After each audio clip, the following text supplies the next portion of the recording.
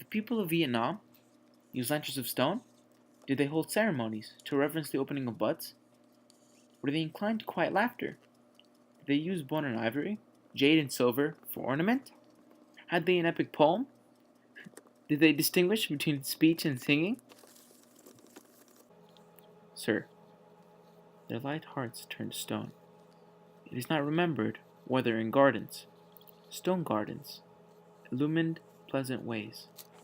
Perhaps they gathered, once, to delight in blossom, but after their children were killed, there were no more buds. Sir, laughter is bitter to the burned mouth. A dream ago, perhaps, ornamented for joy. All the bones were charred. It is not remembered. Remember, most were peasants. Their life was in rice and bamboo. When peaceful clouds were reflected in the paddies, and the water buffalo stepped surely along terraces. Maybe fathers told their own sons old tales, when bombs smashed those mirrors. There was only time to scream. There is an echo yet of their speech, which was like a song. The report of their singing resembled the flight of moths in the moonlight. Who can say? It is silent now.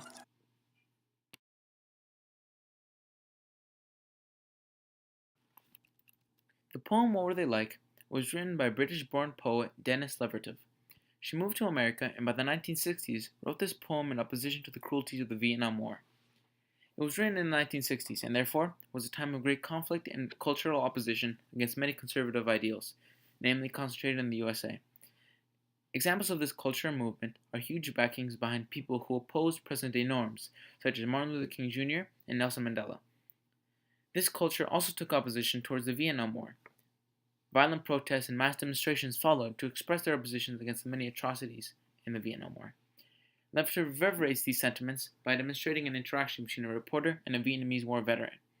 This protest and opposition is the premise of the poem's main message. In the poem, What Were They Like?, Denise Leverov echoes the sentiments of the 1960s and evokes a sense of opposition against the war campaigns that ravaged war communities in Vietnam, which faced the disappearance of their rich culture as a consequence. To enact this message, Denise's poem is split into two stanzas. These stanzas represent two different lines of dialogue and different speakers, as for each stanza has a different voice, tone, mood, and persona. The first stanza of the poem consists of a series of questions. Based on the series of questions and the specifics of the inquiries made, such as the asking whether the people of Vietnam used bone or ivory, or whether they, quote, revered the opening of buds, unquote, showed a level of professionalism and background research, unseen in a common person who wouldn't often ask complicated questions such as these.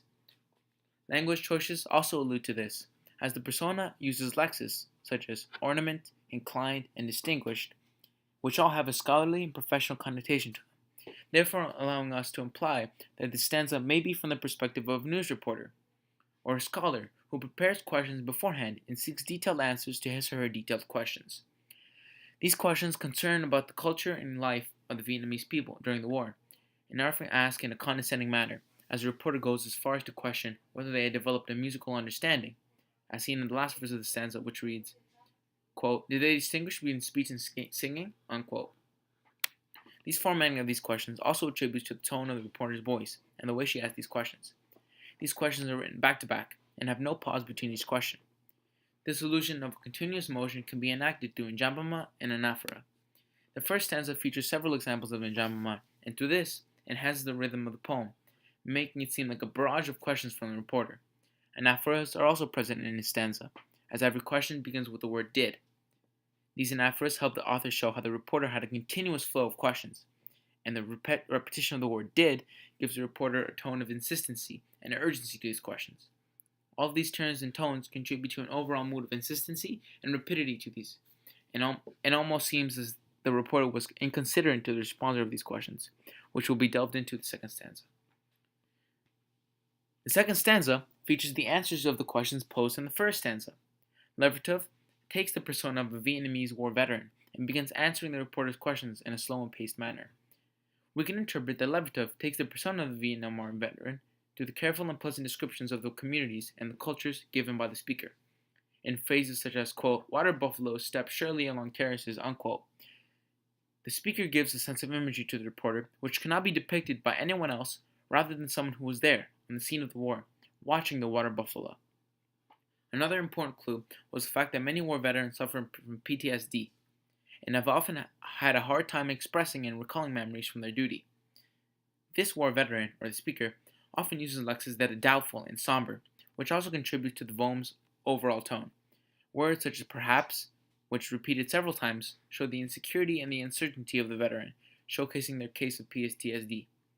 More examples of somber lexis is the use of words such as silent and scream, words that scream and evoke hopelessness and terror. Another important clue that supports uncertainty and gives a sense of incomprehensible horror is the often use of caesurae along the verses of the poem.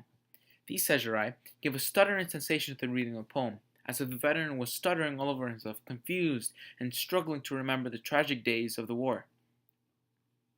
This imagery the veteran uses is also extremely detailed and inspected, as, when mentioned previously, that of which can only be told by someone who was there during the war. One phrase that also evokes particular intensity is the verse from the middle of the stanza, quote, laughter is bitter to the burned mouth, unquote. This piece of imagery enhances the sense, not only to taste, but to a sensation, to a burning one at that. It completely encapsulates the hopelessness, emotion, and the terror seen in the Vietnamese people when trying to endure the U.S. war machine. This ties in perfectly with the message Dennis Leverov is trying to convey, and the overall mood of the poem. Leverov tries to give readers a sense of hopelessness and gut-wrenching fear against the war efforts by describing beautiful scenes of Vietnamese culture and seeing them disappear. We can see this by using the following quote.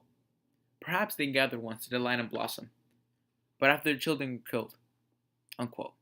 This invites us to deduce that the children are those who are entrusted of carrying down the culture and are dying, and with their death will lead to the downfall of the Vietnamese culture.